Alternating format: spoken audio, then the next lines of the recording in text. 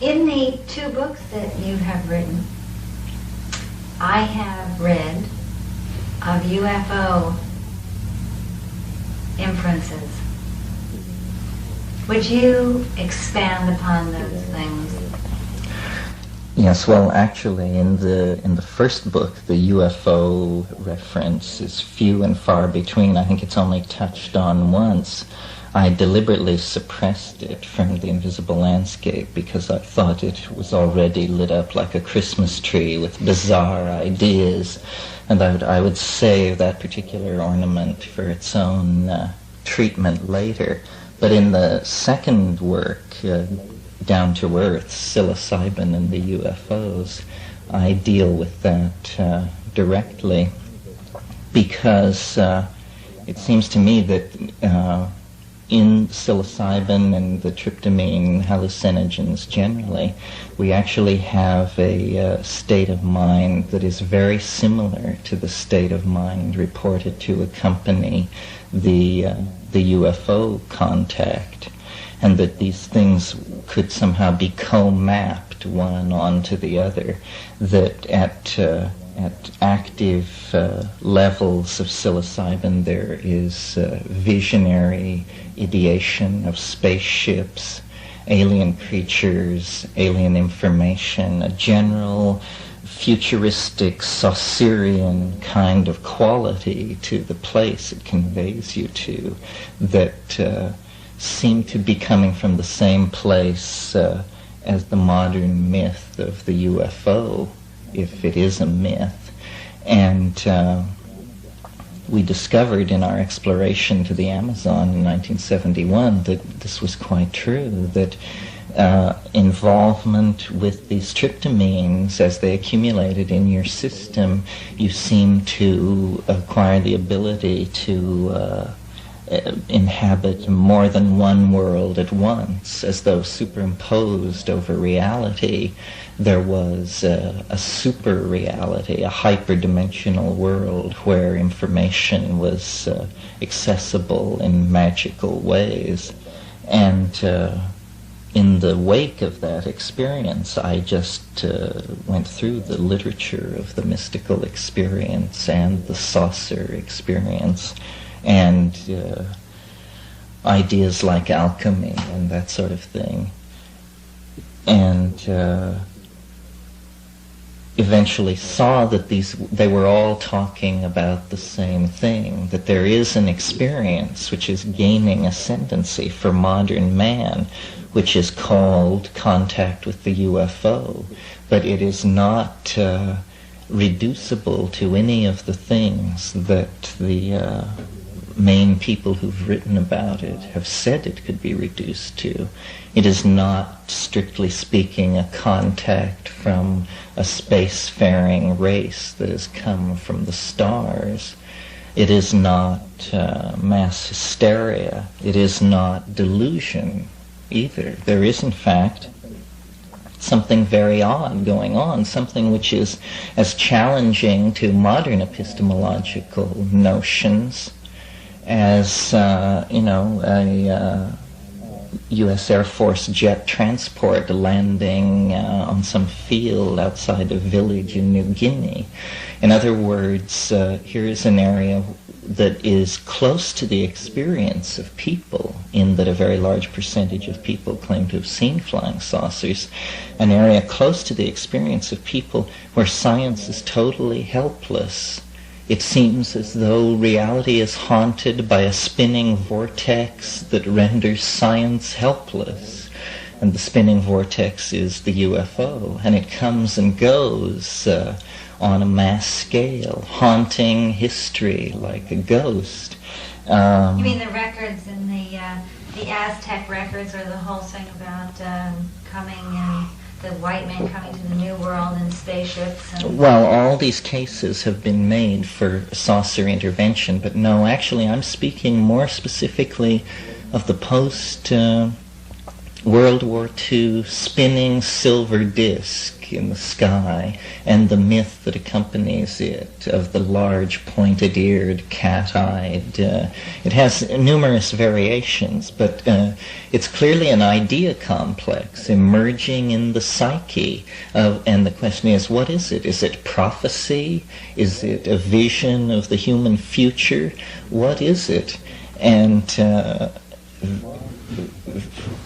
the postmodern phase of flying saucer speculation is the phase which recognizes that the saucer is somehow mixed up with human psychology, that it is no mere light seen in the sky, that when you go back and question the people who see these things, that right before they saw it, they were thinking something very odd and unusual, which they didn't normally think about, or right after it. And in other words, it seemed to be a kind of ideological catalyst for some purpose. And Vallée, in a book called The Invisible College, was the first person to suggest what I would call the cultural thermostat theory. He said that the flying saucer was an object from the collective unconscious of the human race that appeared basically to break the force of any set of ideas that were gaining dominance in their explanatory power at the expense of their ethical force. In other words, that it was like a confounding which would enter history again and again. When history would build to a certain kind of boil, the confounding would occur. Mind Parasites does that too. This is a similar idea, right? And he suggested that perhaps the career of Christ was an earlier confounding, where Roman techne and Roman militarism and all these things was unseated by, a peculiar religion which no educated Roman could take seriously for a moment. And I mean, an educated Roman was a Democritean atomist and well-versed in Epicureanism and Sophism, and yet the servants were telling stories about a rabbi who had risen from the dead and had somehow reopened a gate that had been closed since creation, so that the soul of man could again be reunited with God. And this stuff made no sense to the Roman authorities, and yet it quickly overwhelmed the empire. The modern context is very similar to that, in that science now can be seen to have replaced Roman imperial aspirations as a dominant mythos of control. And it has these neat and tidy explanations of the world, yet persistently from the folk there come stories of lights in the sky and strange beings and bizarre encounters that they cannot quite lay to rest. And you too have experienced this yourself. Oh yes, it's a real, whatever real means. I mean, it is a real experience. It is phenomenologically real. In fact, my contention is that psilocybin induces it, and that perhaps on a mass scale, it's as though there is an event at the end of history of such magnitude that it casts miniature reflections of itself back into time.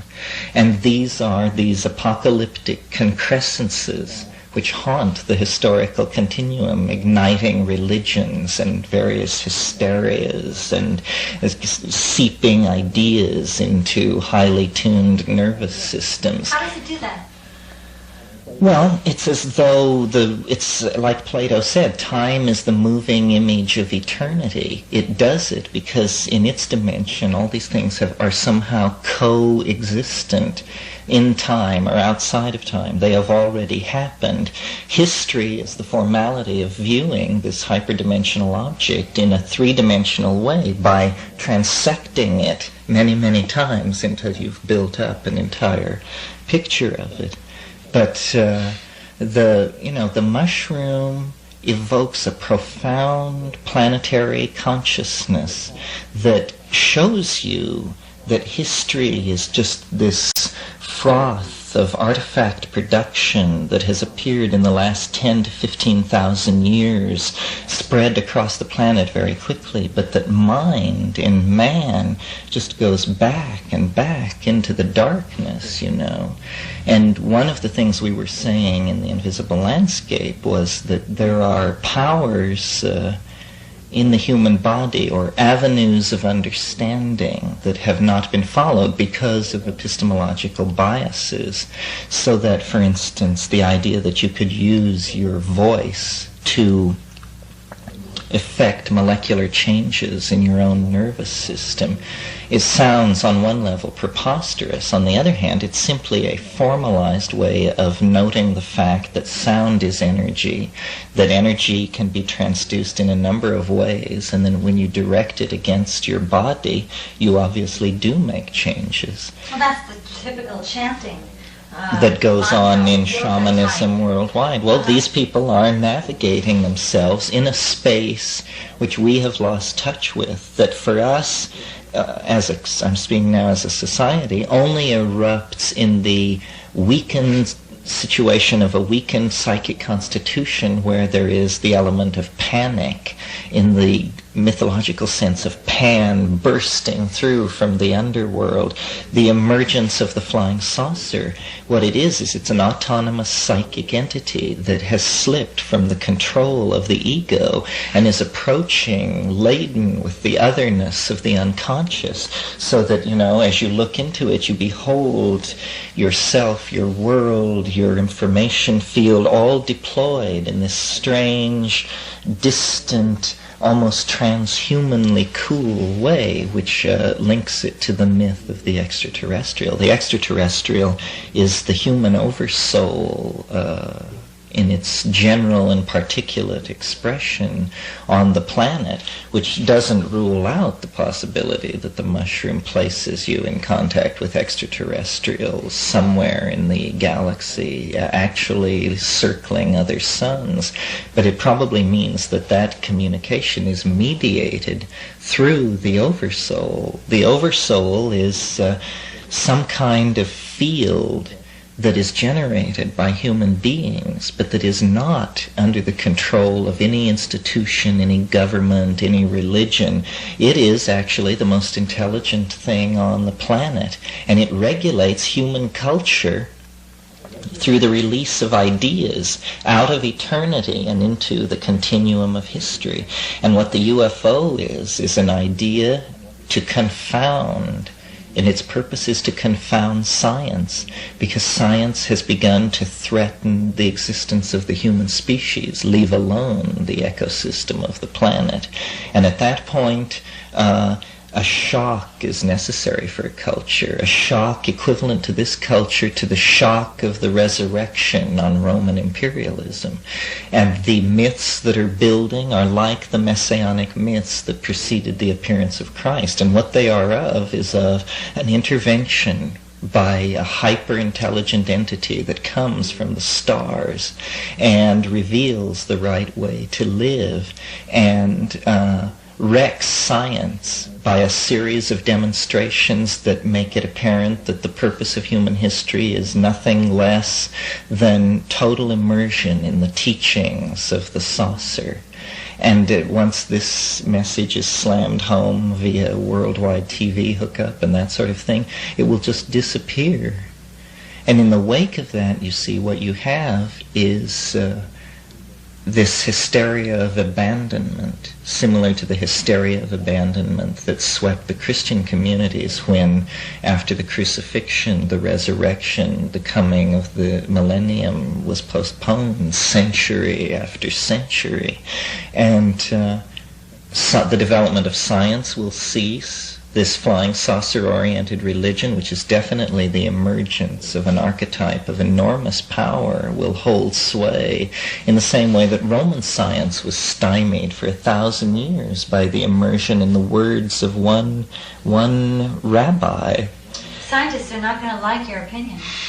Well, they should be forewarned. Vallée was saying this in another book of his called The Invisible College.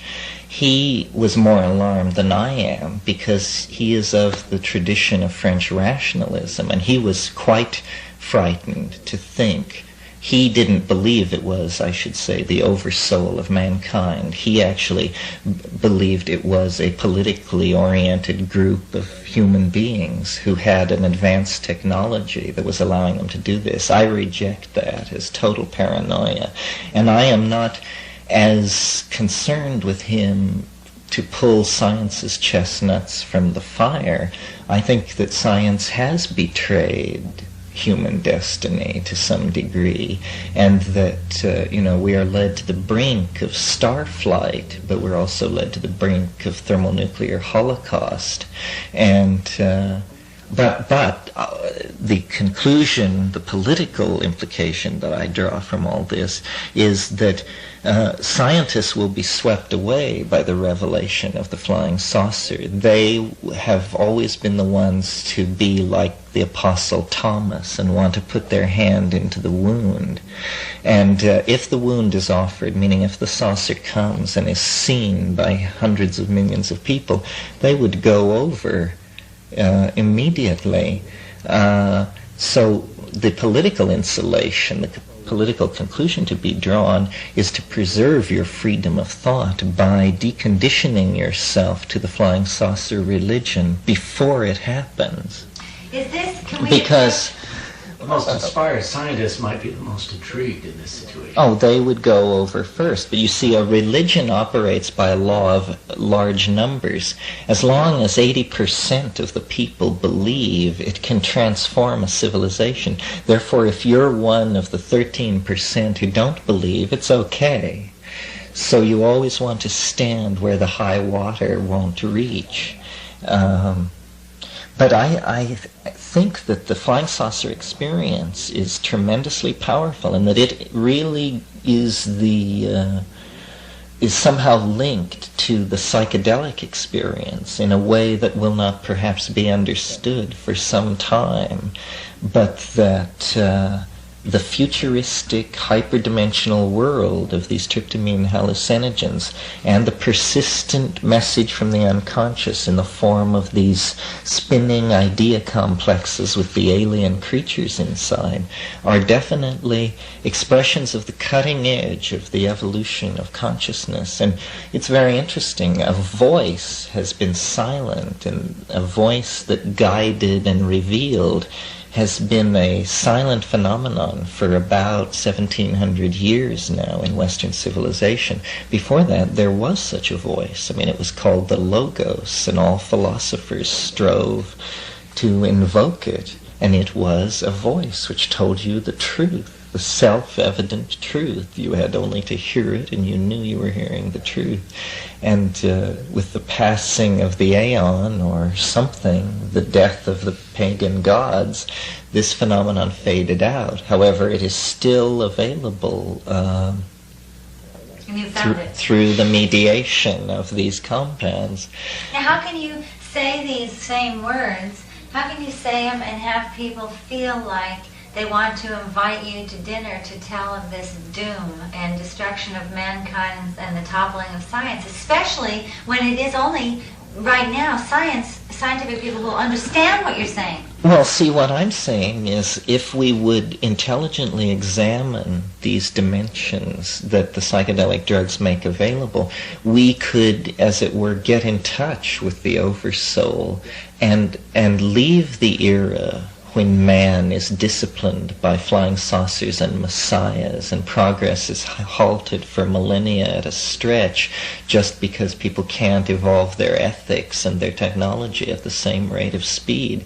If we would have a dialogue with the other, we would understand all these things and become in contact with the Tao of the ancestors.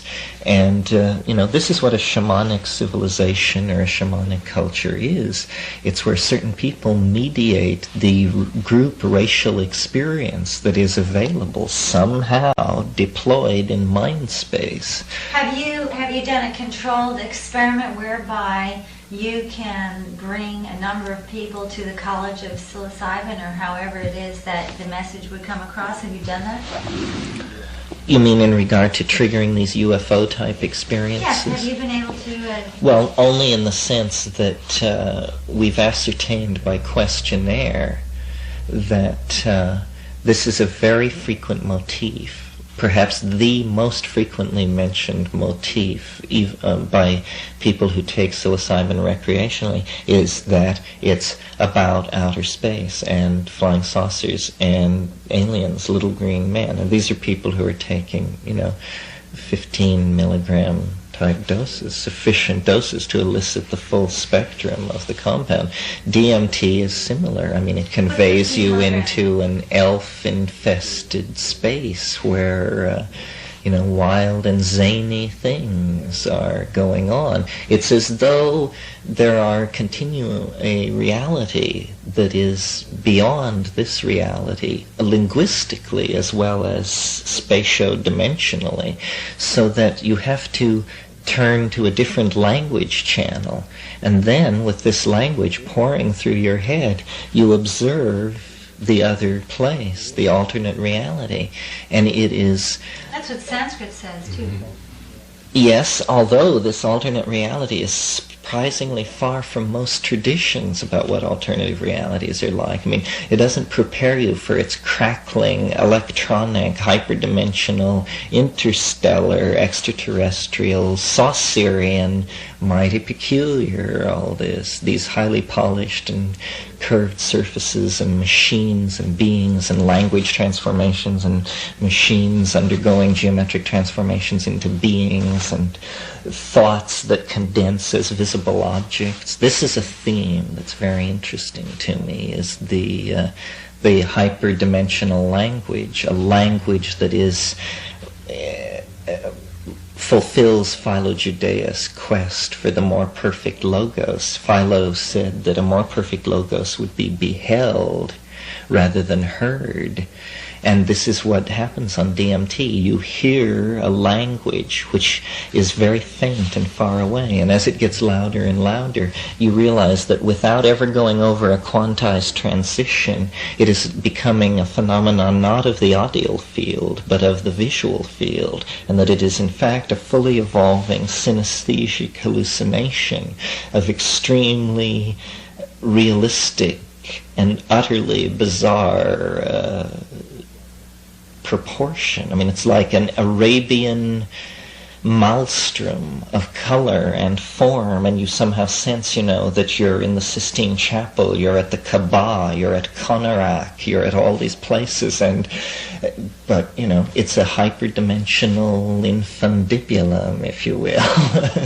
It's just a little place to dance, and then you see, that there is alien information. This Saucerian information is deployed everywhere in this other space, and that the really astonishing thing is that human history and art reflect so little of it. But it does. You do see it. You see it, but very, very faintly. To see it, though. When you see the real thing, you just think, see it elsewhere. My God! I mean, how did they keep the lid on this stuff? This is raging right next door, and the modern epistemological methods are just not up to dealing with an elf, with chattering elf-infested spaces. I mean, we have a word for those spaces. We call it schizophrenia and slam the door. But, these dimensions have been with us since 10,000 times longer than Freud. And people just have to come to terms with them. Now, it's because of accidents of botany and history. European man has been away from the psychedelic dimension since a while, from the dimension of the tryptamines and psilocybin since perhaps the closure of the last glaciation. So now we've accomplished marvelous things with techne and this and that. But here it is, many cultures around the world have kept the flame burning, and the discs which haunt the skies of Earth indicate that the unconscious cannot be kept waiting forever. These things are going to have to be dealt with. And what it seems to me to point out is, that the imagination really is the ground of being. And this is the great discovery which will change things. It will be as if man had discovered fire for the second time. the imagination is the golden pathway to everywhere. And when we cease to try and cross to the stars by crude rocket and engineering schemes and realize that deployed in the imagination is the entire universe, and how do you that think you go about instigating the launch off? Well, you have to. I think what the task of history can now be seen to be is what I call turning man inside out. The body has to be interiorized, and the soul has to be exteriorized to create, a golden disc. How? By magic.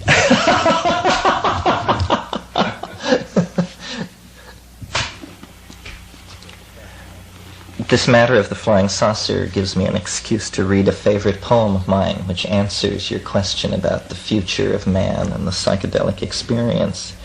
He says, "Once out of nature I shall never take my bodily form from any natural thing, but such a form as Grecian goldsmiths make of hammered gold and gold enameling to keep a drowsy emperor awake, or set upon a golden bough to sing to lords and ladies of Byzantium of what is past or passing or to come."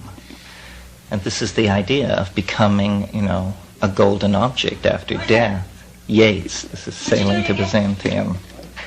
Once out of nature I shall never take my bodily form from any natural thing, but such a form as Grecian goldsmiths make of hammered gold and gold enameling to keep a drowsy emperor awake, or set upon a golden bough to sing to lords and ladies of Byzantium of what is past or passing or to come. In other words, a golden bird, a hyperdimensional object of Grecian gold enameling. And this is what the flying saucer is. It is the soul become object. This is the secret of alchemy.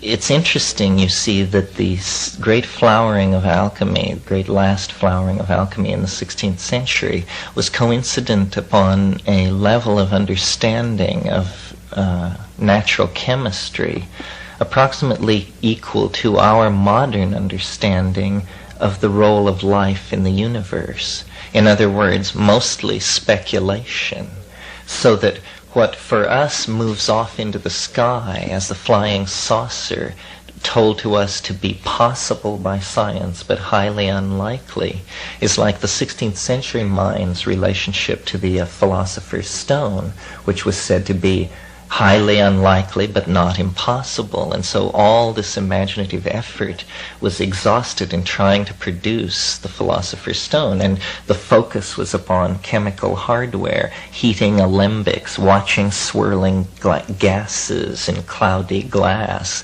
And now in the modern context, it has gone into the sky. The sky is the dimension of the other for 20th century man. We feel we understand natural chemical processes. There is no mystery there. Miners no longer encounter gnomes when they go into deep mines the way they did in the 15th and 16th century. Those gnomes have been stilled, but the sky is still haunted. This is where we are told it might be possible for it to come from, and the sea is obviously co-mapped to the unconscious. But the sky, because our scientists tell us, that somewhere out there, just possibly, it might be so. But I think what's being missed is that a whole dimension of communication is being ruled inadmissible as evidence simply because it doesn't conform to the epistemological biases of the people who are asking the question. And that is all these voices in the head that guide shaman, that obsess lunatics, that make poetry. And in other words, the muse is real. I mean, if you have not experienced the muse, that doesn't mean anything. You may not have climbed Mount Everest either. But I tell you, out there in life, there are experiences which cause a need for new definitions. And everyone has had them, whether they're willing to admit it. I think of one sort or another. An intimation of the other. Uh-huh. Well, so imagine a compound which elicits this when you choose to use it. Well, one could talk endlessly about this subject, I suppose, but until it's resolved, all of man's epistemological dealings with reality will be haunted by this faint spookiness which can't be gotten rid of. So to start off this continuation of the discussion of flying saucers, I'll read Yeats again. O sages standing in God's holy fire, as in the gold mosaic of a wall, come from the holy fire, purn in a gyre, and be the singing masters of my soul. Consume my heart away, sick with desire, and fasten to a dying animal, it knows not what it is, and gather me into the artifice of eternity. And it's that phrase, the artifice of eternity, which again invokes this strange, mechanistic, yet spiritualistic future into which the archetype of the flying saucer is calling people. You see, what's happening is man is becoming a transplanetary creature, and this is something which takes about 10,000 years from the first, the earliest machines to leaving the planet. And How do you know it's 10,000 years? Give or take 3,000 either way. But it is, as H.G. Wells said of history, it is a race between education and catastrophe, because these more and more destructive chemical and atomic processes are released as the species realizes its aspirations are alien to the ecology of the planet, and that it and the planet must part. And this is the transformation of man into a spacefaring race is, on a biological scale, the great event that history is about. I mean, the coming of agriculture, the coming of urbanization, these things are peanuts compared to what is going to happen to this species, to these monkeys, as they leave the planet with their computers and their atomic physics and all this. I mean, you see what is happening and why the psychedelic experience is so important is because information is loose on planet 3. Some kind of very strange thing is going on. The world is not made of quarks or electromagnetic wave packets or the thoughts of God. The world is made of language. And language is replicating itself in DNA, which at its culmination is creating societies of civilized and intelligent beings which possess languages, which possess cybernetics, which possess machines, which use languages, so that standing off a light year or two from this system, what seems to be happening, what is unusual about Earth, is that language literally has become alive. It is infested matter. It is replicating and defining and building itself, and it is in us. My voice speaking is a monkey's mouth, making little mouth noises that are carrying agreed upon meaning, and it is the meaning. Without the meaning, you only have little mouth noises. The meaning is a crude form of telepathy, because as you listen to my voice, my thoughts become your thoughts, and we compare them, and there is what's called communication, understanding.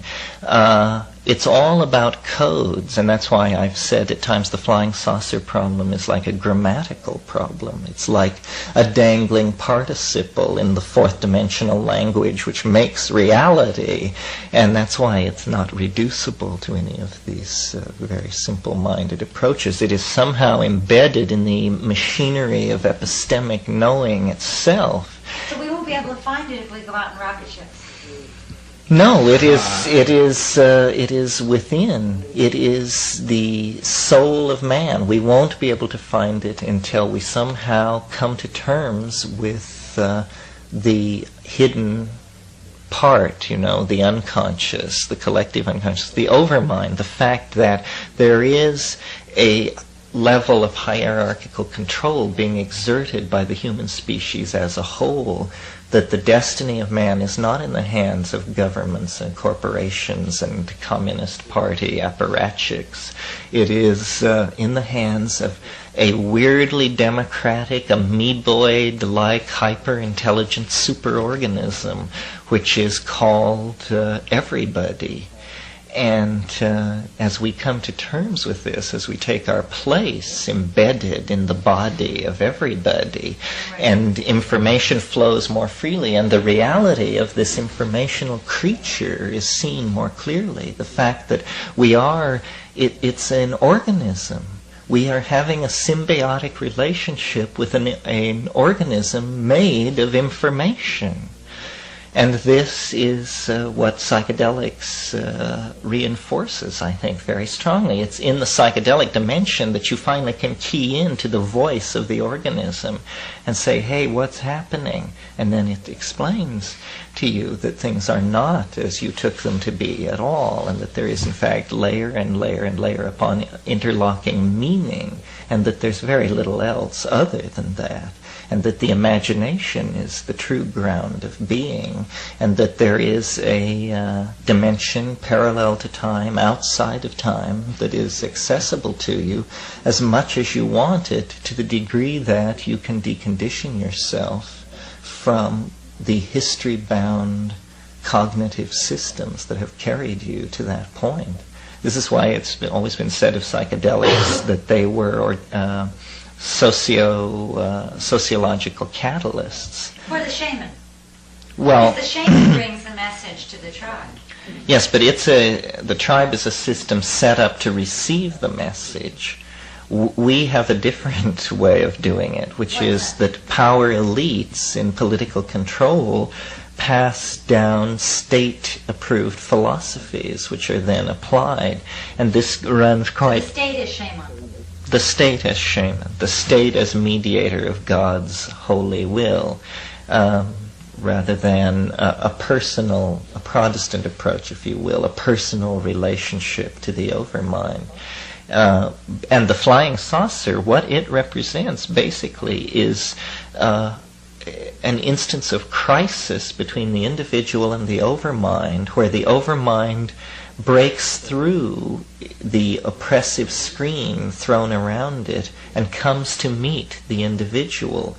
And it is, like an interview with an angel or a demon. It's very, very laden with heavy psychological resonances for the person experiencing it. It is a numinous experience.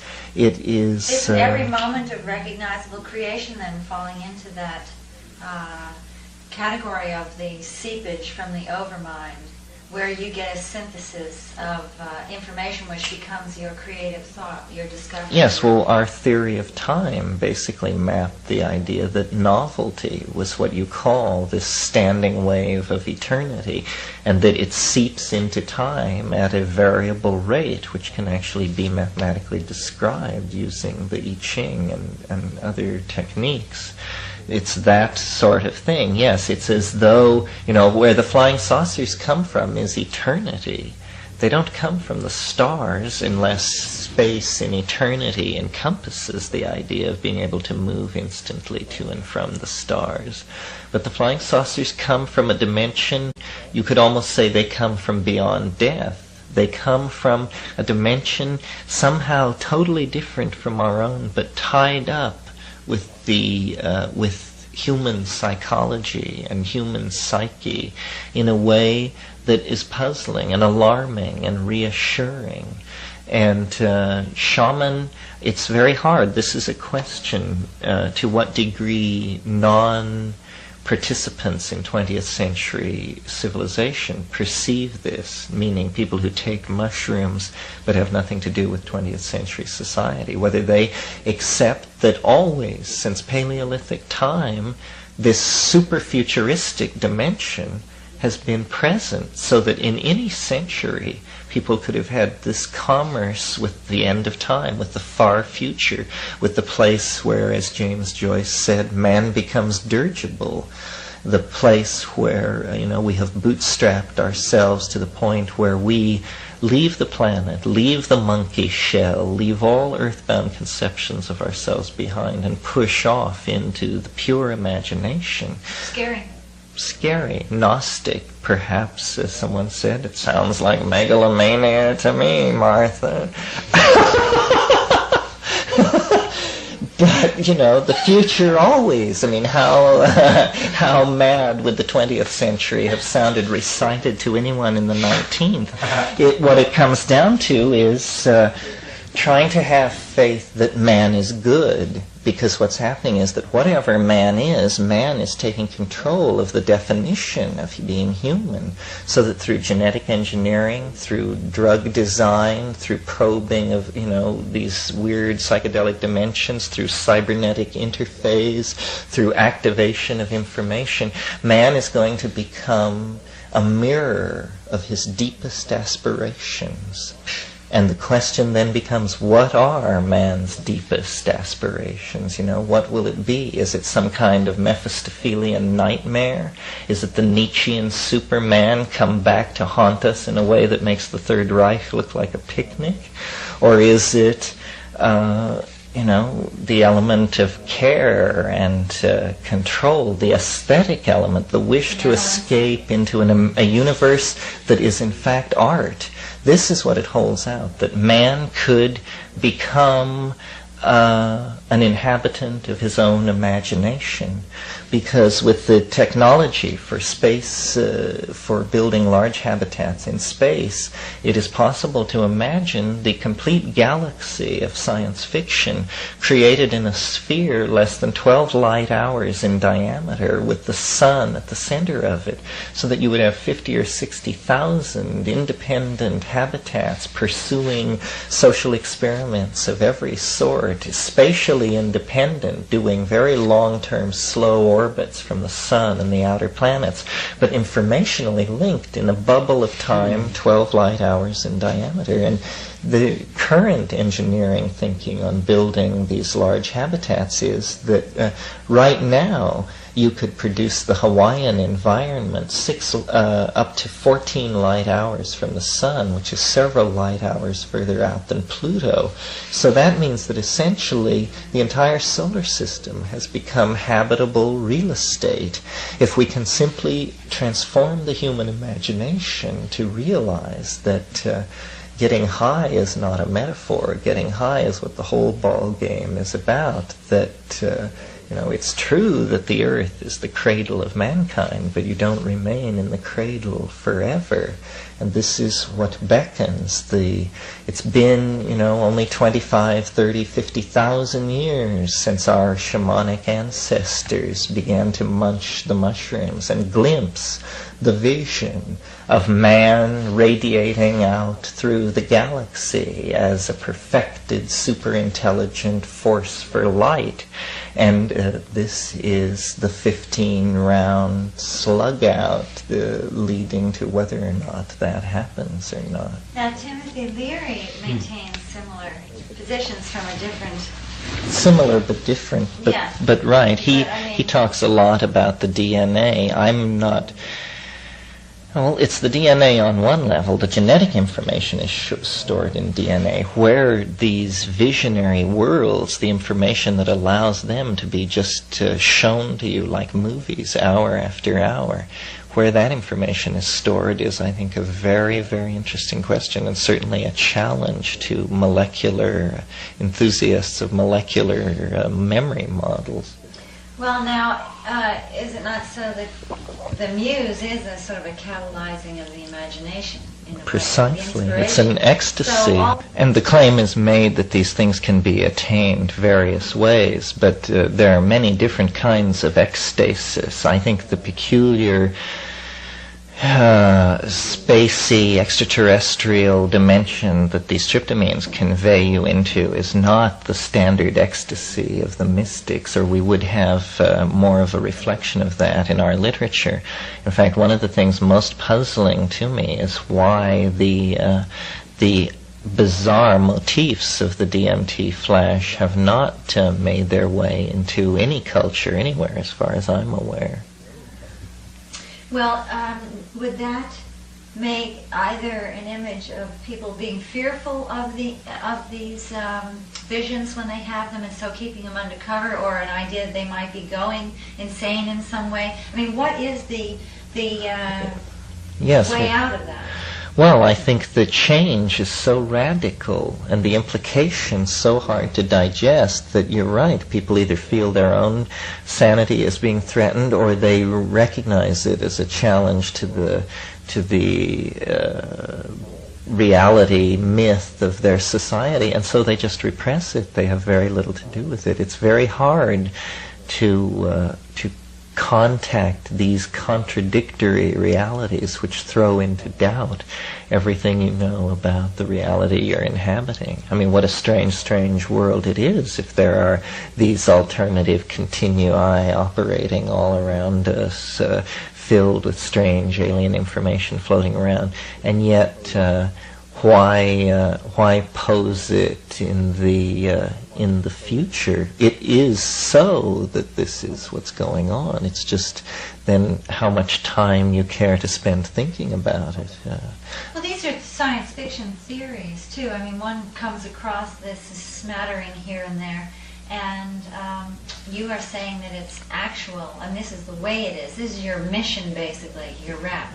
Yes, well, I'm not saying it's only the way it is, but I am certainly saying that these tryptamine drugs elicit an experience that is extremely peculiar, that has more relationship with the UFO experience than with classical mystical experience or other hallucinogenic drugs, and that societal attitudes and other things have conspired to keep this under wraps. It has not been well looked at, and yet basically because people who are interested in flying saucers are not interested in drugs, the great majority of people interested in flying saucers are hardware nuts, and just for sure want to prove that it's a machine from Zeta Reticuli, you know, just nuts and bolts. And the psychological explanation is not welcome anywhere, particularly. Meanwhile, the community of drug researchers feels they're laboring under enough of a stigma to not ally themselves with flying saucer people, which is just like adding an albatross to an anchor. So, you know, it's not a popular point of view. So since I'm outside of all of that, I can just say, you know, I read Iliad on shamanism, and, you know, I think these people did a fine job, but I don't catch the flavor from any of this orthodox anthropological reporting on shamanism that anybody has really come to grips with how strange the psychedelic experience is, and that it poses problems not only for these so-called primitive people who use it and are being studied, it poses fundamentally equally deep problems for our society.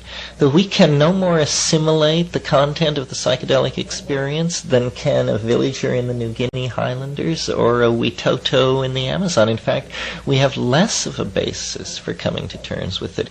So our culture is in a very desperate crisis, a birth crisis, a terminal crisis.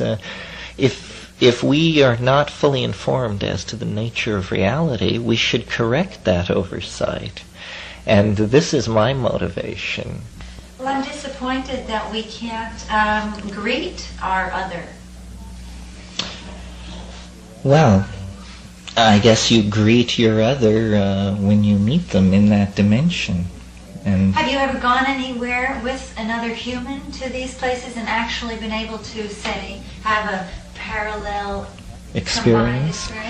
Well, I think that happens certainly in taking ayahuasca with groups of people in the Amazon where the shaman is singing. You definitely have the feeling that you're all being carried through the same space and being shown the same things. And when you take psilocybin just with one other person, you're lying together be mushroomed, as Gordon Wasson says, you have the feeling, that you're just flowing there together. And sometimes you can even, one person can describe and then leave off, and the other one can begin to describe, and it's all flowing together. Yes, I am totally convinced that telepathy occurs on these drugs. I'm not sure how to go about making it a repeatable phenomenon, but it certainly happens.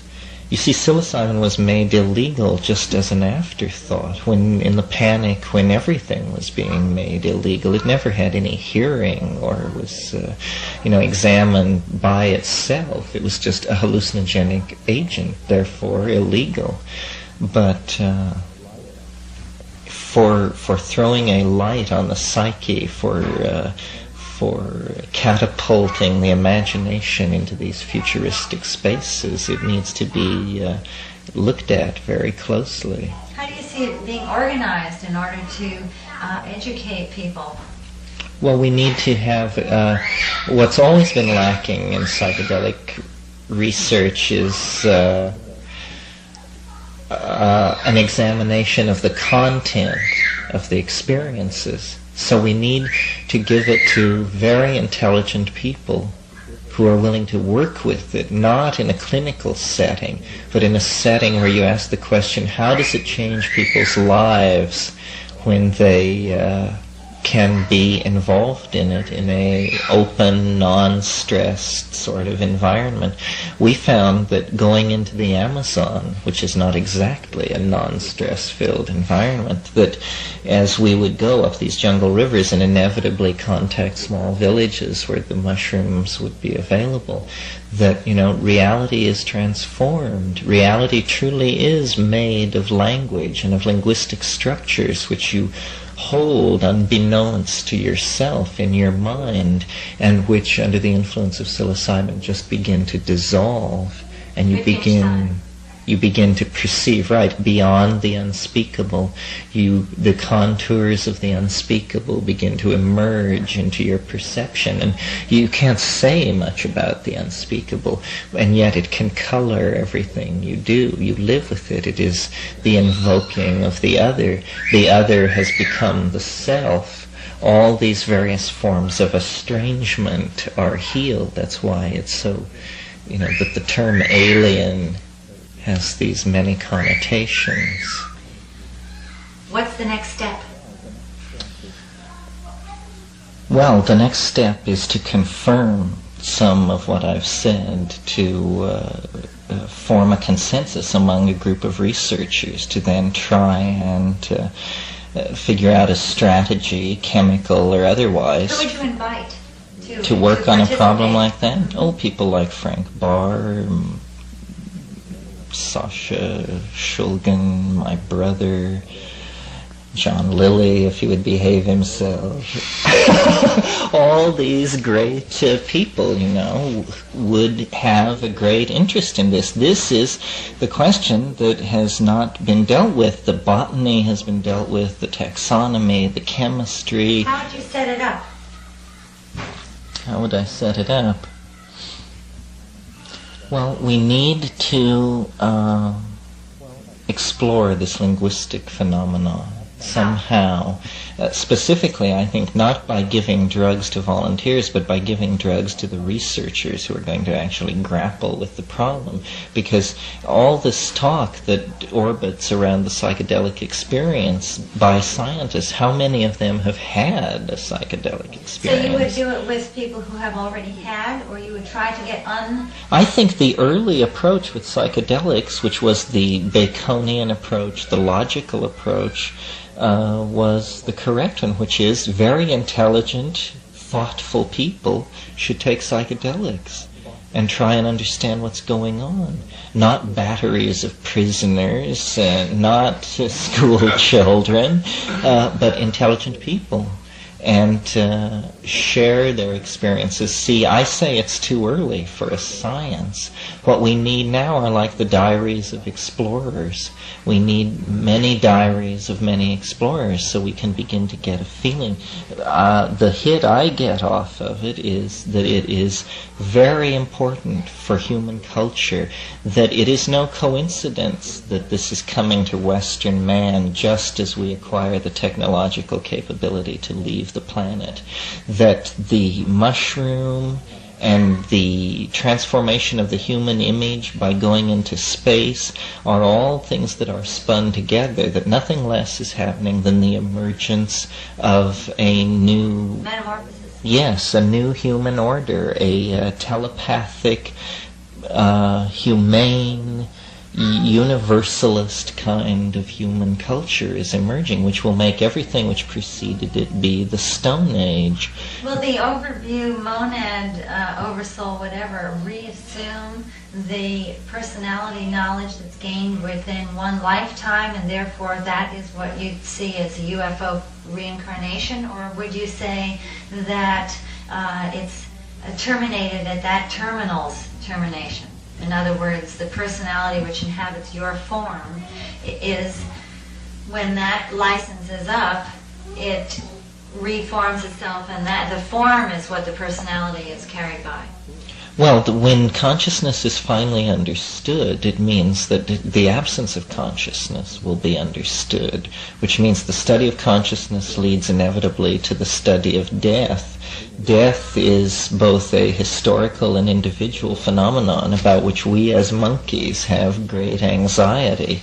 But what the psychedelic experience seems to be pointing out is that actually the reductionist view of death has missed the point, and that there is something more. It isn't simple extinction, that the universe does not build up such complex forms as ourselves without conserving them in some astonishing and surprising way that is perhaps related some way to the intuitions that we have from the psychedelic experience.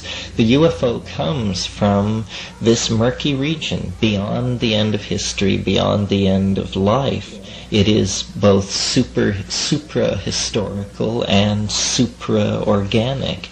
It is uncanny, alien. It raises the hair on the back of your neck. It is both the apotheosis and the antithesis of the monkey's journey toward mind.